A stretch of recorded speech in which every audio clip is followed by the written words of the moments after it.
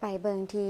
งานเปิดโตงานสัปดาห์รูปเงาเวียดนามอยู่สาธารณรัฐประชาธิปไตยประชาชนลาวและงานวางแสดงรูปภาพแห่งการร่วมมือลาวเวียดนามกระทรวงวัฒนธรรมและการท่องเที่ยวแห่งสาธารณรัฐประชาธิปไตยประชาชนลาวและกระทรวงวัฒนธรรมกีฬาและการท่องเที่ยวแห่งสาธารณรัฐสังคมนิยมเวียดนามได้จัดตั้งพิธีเปิดงานสัปดาห์รูปเงาเวียดนามอยู่สาธารณรัฐประชาธิปไตยประชาชนลาวและงานวางแสดงรูปภาพแห่งการร่วมมือลาวเวียดนามเพื่อประกอบส่วนและเสริมขยายสายพัวพันธมิตรภาพที่ยิ่งใหญ่ความสามัคคีพิเศษและการร่วมมือรอบด้านระหว่างสองชาติลาวเวียดนามลาวทั้งเป็นการประกอบส่วนเฉลิมฉลองวันสถาปนาสาธารณรัฐประชาธิปไตยประชาชนลาวครบรอบ50 ปีวันคล้ายวันเกิดประธานไก่สอนพรหมวิหารครบรอบ105 ปี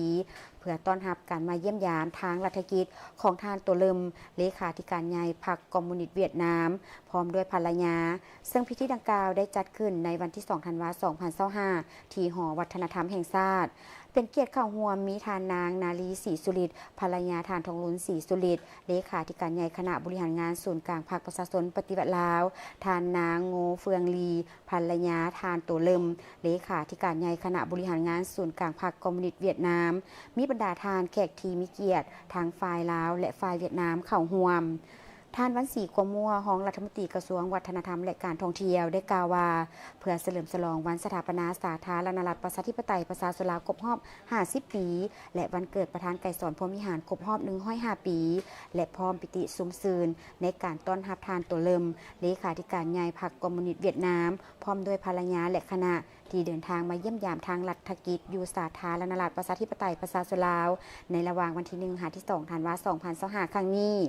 สำหรับบรรดารูปเงาที่นำมาสายในครั้งนี้ประกอบมีรูปเงาเรื่องประธานไก่สอนลูกหักของประชาชนเรื่องสองมันดาเรื่องฝนแดงอุโมงค์ดวงอาทิตย์ในความมืดการสู่หบในอากาศและค่อยทั้งดอกไม้สีเหลืองอยู่เทิงหญ้าสีเขียวก็คือดังที่ทานตะกวงดงรองรัฐมนตรีกระทรวงวัฒนธรรมกีฬาและการท่องเที่ยวแห่งสาธารณรัฐสังคมนิยมเวียดนามได้กล่าวมาแล้วนั้นในนามกระทรวงวัฒนธรรมและการท่องเที่ยวก็คือการนำภาครัฐและประชาชนลาวบรรดาเผ่าได้ตีราคาสูงต่อบรรดารูปเงาและบรรดารูปภาพที่เปรียบเหมือนหลักฐานที่มีชีวิตชีวาเป็นแวนแยงซองแสงให้เห็นถึงบรรดาเหตุการณ์ประวัติศาสตร์อันสำคัญและมูลเสื้อการนำพาที่สละทรงใสพิลาอาจหารและเสียสละอันสูงส่งของบรรพบุรุษทั้งสองชาติผลงานเหล่านี้บ่เพียงแต่ส่องแสงถึงไสยชนะและผลสำเร็จที่สง่างามของพรรคเฮาในภารกิจปลดปล่อยชาติเท่านั้นแต่ยังแสดงถึงผลงานในการสร้างสรรค์พัฒนาประเทศชาติอันแสนหักและแสนหวงแหนของคนลาวอีกด้วยพร้อมนั้นการแสดงในครั้งนี้ยังได้ส่องแสงให้เห็นถึงสายพัวพันมิตรภาพอันยิ่งใหญ่ความสามัคคีพิเศษการร่วมมือรอบด้านของสองภาคสองรัฐและประชาชนสองชาติลาวเวียดนามลาวในขงเขตการเมืองเศรษฐกิจวัฒนธรรมสังคมป้องกันชาติป้องกันความสงบก็คือน้ำใจสามัคคีความหักแพงและความมุ่งมา่ปรารถนาในสันติภาพและการพัฒนาของสองประชาชนเวียดนามอีกด้วย